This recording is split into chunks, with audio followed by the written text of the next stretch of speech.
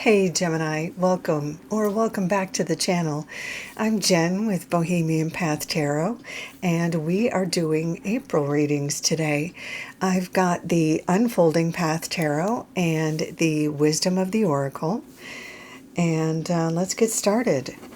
Just a reminder, these are general readings for a general Gemini audience, so it might really resonate with you. It might resonate here and there, so I invite you to check out the other videos for your sun sign, your rising sign, and your moon sign.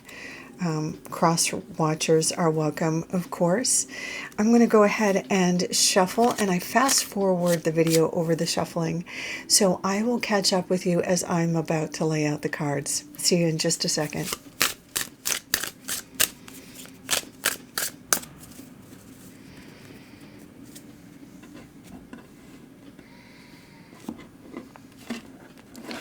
Okay, Gemini, let's see what the tarot has for us. Ooh, the Sun, Two of Cups, Eight of Wands, Strength. I am officially jealous.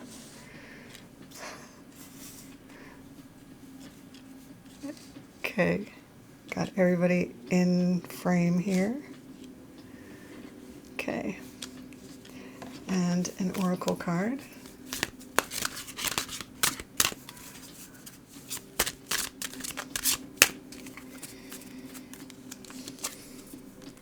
Time for a nap.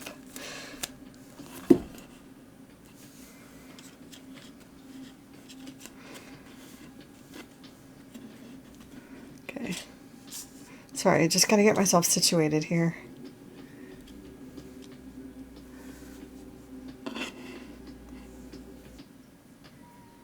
Okay, so I'm going to start with the Wisdom of the Oracle card, Time for a Nap, because it's a little bit contradictory from the rest of your reading, and I really feel like this is starting from, this is like the before card, Time for a Nap. And this is more of a card about reflection or a time out. You know, obviously this is a non-action card, Time for a Nap. This is kind of a permission slip to non-action, to not push yourself, to maybe take a spa day, maybe take time to get to know yourself, to reevaluate your goals, to get maybe more specific about strategies or timelines. It's not a time for action, but a time for reflection. And sometimes when we have this kind of permission to take a time out, the universe or God or the spirit team, or however you kind of understand that piece, conspires with other events in our life to ensure that we have a time out, right? So if you've been feeling like, you know, things are not moving forward, it's because you've been given an opportunity to reflect or recharge, or maybe fine-tune some goals, or maybe get more specific about goals. Because we're about to see in the rest of this reading, things are about to start to move forward. I would say probably not in the tippy top of the month, right? While Mercury is still retrograde, Mercury is going to move forward around April 7th, I believe, and then there's still that shadow phase. But by mid-month, you know, things will start to get moving. So I'd say you'd have the first, certainly the first week of the month, to give yourself permission to take it easy, to maybe make a list of your goals, and get really specific and line it up with your values and your authentic self. Really get specific with maybe how you want to move forward, so that when the astrology is in alignment with progress, you're ready to go. You're ready to take action, because we see action later on in the month. But for right now, just know that even if you're ready for movement, the astrology and also your guidance here is more about reflection and less for progress. Okay. Now, looking at the tarot, we have the Strength card as sort of the central focus from which the other kind of spokes come out of. And the Strength card is a card about, compassion for yourself and compassion for others, grace under fire. That doesn't necessarily mean you're going to be under high pressure situations, but there is this piece about authenticity, about standing firm in who you are, kind of no matter the situation, and not being apologetic about it, but also not being a Karen about it. You know what I mean? Like, you don't have to fight for who you are if you're confident in who you are. You can walk in strength with who you are unapologetically. That's what the Strength card is all about. It's the confidence, walking confidently in who you are no matter the situation. And in every iteration of the Strength card, let's see if we can get this in focus. There we go. We have a woman with a lion, and she has tamed the beast.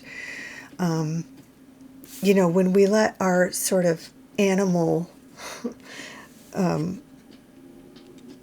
or the animal part of us rule, our anger or our anxiety, that's not our best self. That tends to come out when we're not in the driver's seat, when we're not in control, when our emotions are in control. But the Strength card speaks to our better self, our more evolved self.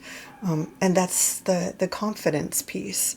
So your greatest success this month and all of this kind of progress is going to come from your authentic self, your confidence being in the driver's seat, no matter the situation. Okay, I think you get what I'm saying there. So the next card we have here is another major arcana card, like the Strength card, and that is the Sun. The Sun is a victory card, but it's not like a forceful progress card. It isn't about you pushing yourself or you forcing progress or you even taking action. It's, there we go.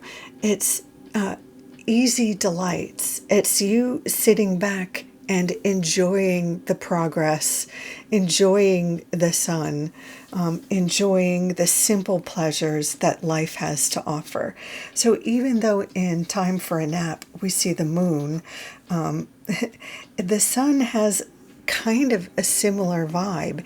It is a conscious awareness of sort of the blessings that you have. It's that feeling of sitting on the deck in a sun chair, just kind of doing nothing, even though I wouldn't normally recommend that because, we know now that the sun isn't great for our skin. And so you have to be really careful about how you spend your time in the sun. But it's also the life force. It can also be recharging. And just sitting in the sun provides you that sort of free vitality, even if you're doing nothing. So related to that doing nothing but giving yourself a sort of boost or a recharge or a vitality, the Sun card is kind of about enjoying doing nothing, recharging yourself, with the simplest of pleasures, getting out in nature if you can, or taking a cruise, or, going to the cabin if that's your lifestyle. You have access to that. A little vacation to somewhere sunny, if you have access to that. Gardening, if you have access to that. Taking a day off from work, if you can. If you're still, in the employment phase of your life. A lot of us may be enjoying spring break. If you can go somewhere, great. If you have to, stay home, take it easy and just enjoy and revitalize. And there's something about that feels like such a win, right? Okay, I think you get what I'm saying with that. The next card, the Two of Cups, is obviously, it looks like a romantic card. And for any single Gemini, let's get that in focus, any single Gemini who might be looking for romance, this is a great omen. But it doesn't have to be necessarily about romantic relationships or that sort of thing. For anybody, it's a great sign for connections and communing more deeply with people or organizations you care about.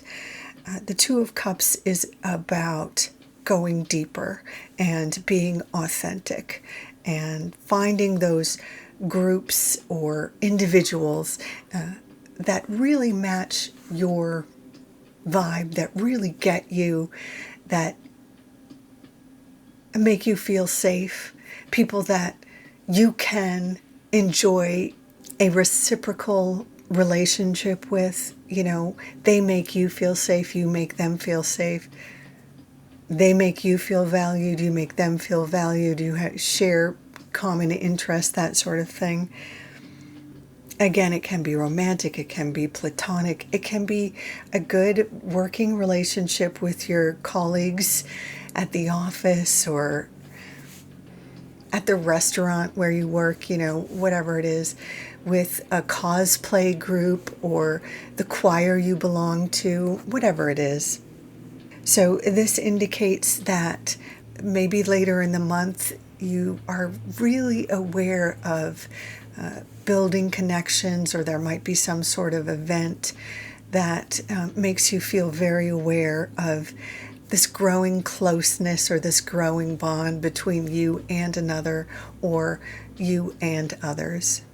And then finally, we get right to it. The Eight of Wands here near the end of the month is a phase when a lot of invitations are coming towards you. This would be something like if you have been putting out resumes, these would be invitations to interviews.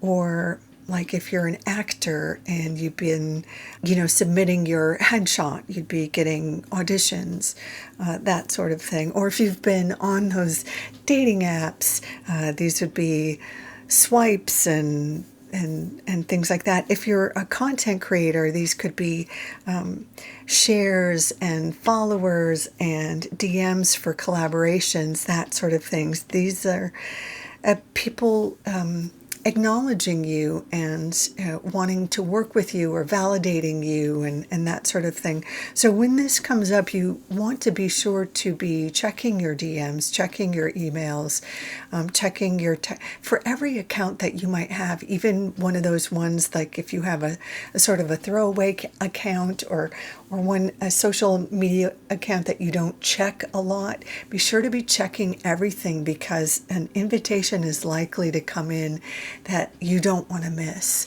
A chance to collaborate, or a date, or an interview that you really want is likely to be coming in, especially after Mercury goes retrograde. After Mercury goes direct, you're going to want to be sure that you get all the invitations, because things are really going to start picking up later in the month. And it's not just Mercury, a bunch of a lot of the astrology is really going to shift. So yeah, Gemini, it might be a little bit sleepy at the beginning of the month, but it's spring break or whatever it is, so enjoy the sun. It might be a good time for goal setting or reflection, reprioritizing. But the message is more than anything is about just owning your authentic self and committing to your true unapologetic self, and bringing that into all of your relationships, work, friendships, with lovers, partners, etc., family.